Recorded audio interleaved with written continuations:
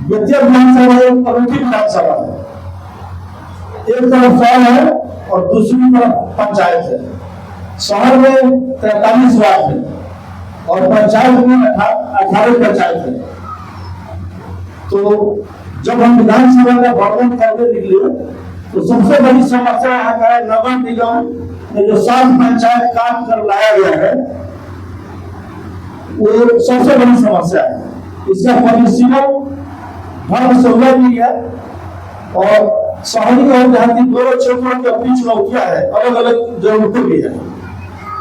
तो परिसीमन के दौरान जो 7 पंचायत को बेतिया नगर निगम में लाया गया है, वो कानून नियमावली के विरुद्ध रखा गया है।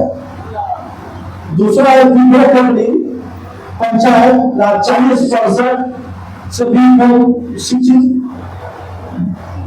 महिला है, बहुबल परसराइज है, वहां पे भी 40% से कम शिक्षित है, 30% वहां पे SC/ST लोग हैं। ये सब नियम के विरुद्ध है। साथ ही नगर निगम का जो स्थिति है, कल बारिश हुई है, वैसे भी हमेशा हम लोग देखते हैं कि नगर निगम नहीं नगर निगम बन गया है। तो सबसे ज्यादा इसको सुधारने का जरूरत है। वार्ड नंबर 5 में और 4 में मैंने देखा कि रोड में तालाब बन गया है। एक 3 साल की बच्ची डूब के मर गई रोड पे। सोचिए रोड पे 3 साल की बच्ची डूब के मर गई तो हमारे शहर का विकास कैसा है? यहाँ के जनप्रतिनिधियों की उदासीनता कितनी है। जो भी है हमारे सांसद, विधायक, नगर निगम के पार्षद या मेयर, उपमेयर जो भी हो, सबकी जवाबदेही है, किसी एक की जवाबदेही नहीं है। दूसरा चौक से अब जाइए, सारा रोड गड्ढे में कर दिया है, हल्का सा गाड़ी से आप जा नहीं सकते हैं। स्वास्थ्य व्यवस्था का जो हाल है, आप लोगों ने देखा होगा कि कैसे लाश को घसीटते हुए ऊपर लेके जाया जा रहा था। भ्रष्टाचार और के अभाव में स्वास्थ्य सेवा कितना लचर है, ये बताने की जरूरत है। भ्रष्टाचार के वजह से जनता को आम समस्याओं के लिए कितना भटकना पड़ता है, इसके लिए भी बताने की जरूरत नहीं है। क्योंकि बहुत संक्षिप्त में बता रहा हूँ कि समय का बहुत अभाव है। हर किसी को सरकारी दफ्तर में जाना होता है, कितना समस्या का सामना करना पड़ता है, आप लोग उसे अवगत है। जो नगर निगम का कचरा निकलता है वो हमारे NH नामो सखी और पिपरा के पास जो पहाड़ खड़ा हुआ है, वहां के लोगों को रहना कितना मुश्किल है। आते जाते लोगों के लिए तो ना मतलब कि नाक बंद करके जाना पड़ता है कि बीमारी, वो भारी बीमारी का कारण है, वो भी गलत है। तो सभी समस्याओं का उपाय किया जाएगा अगर मेरी सरकार आती है और अगर हम यहाँ के प्रतिनिधि चुने जाते हैं तो इस सभी चीजों को फोकस करके सारी समस्याओं को दूर किया जाएगा। और नगर निगम को स्वच्छ और स्मार्ट बनाने की जरूरत है, वो काम किया जाएगा।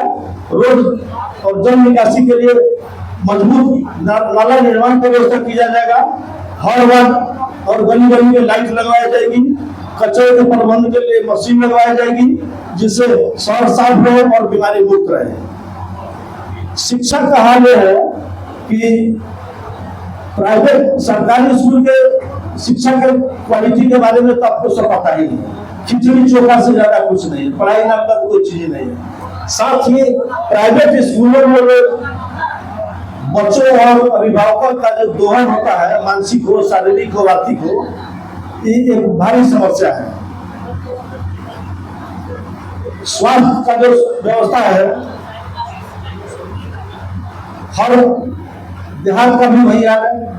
मतलब शहरी क्षेत्र में तो इतना बड़ा मेडिकल कॉलेज बना है, उसका का भी हाल है। तो हम सोच सकते हैं कि देहाती इलाका में, ग्रामीण इलाके में PSC और ग्रामीण हर पंचायत में क्या सुविधाएं आप लोग इसे अवगत हैं। ये सारी सुविधाएं आपको पंचायत लेवल तक लेके जाना होगा। हर पंचायत में स्वास्थ्य के लिए डॉक्टर, नर्स, कंपाउंडर, हर PSC में ICU की व्यवस्था,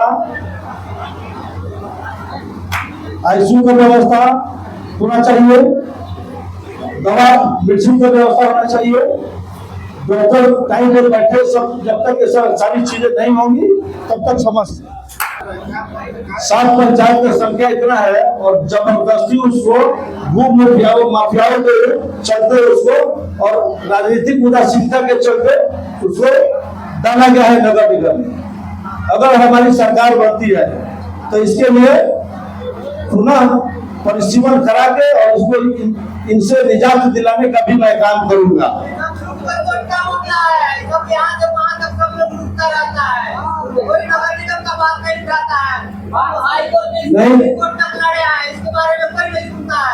नहीं, मेरी सरकार बनती तो सुना जाएगा। आप लोगों की बहुत लड़ाई नहीं है, ये वही लोग है राजू गुप्ता जी और सुरेश भगत जी। 20,000 लोगों ने स्वागत किया था जब रिजल्ट आया था। ठीक है, आपकी टैक्टर को रखा जाएगा। और पंचायत का जो नाम है वो भी कमोसी नहीं है।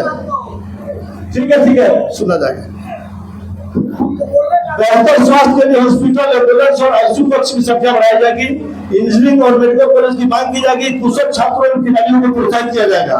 वही पंचायतों में स्थिति भी वही है। सभी पंचायतों में पीएससी की हालत जर्जर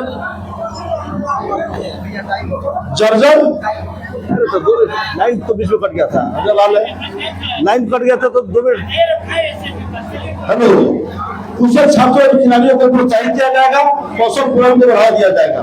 स्वास्थ्य के बारे में हर पंचायत में डॉक्टर, नर्स, कंपाउंडर बैठेंगे। दवा और एम्बुलेंस सबकी व्यवस्था की जाएगी। स्कूल में सुधार होगा।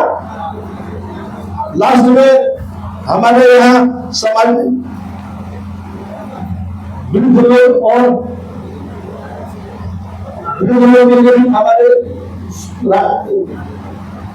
हमारे लिए बहुत अच्छा इसकी परेशानी को सोचा है।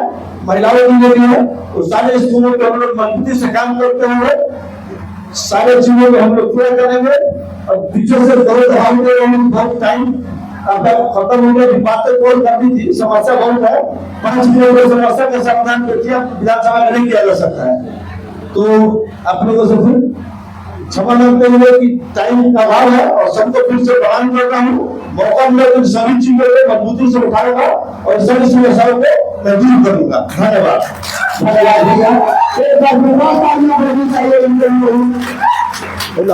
अगले बच्चा के रूप में आमंत्रित करता है जो तीसरे समारोह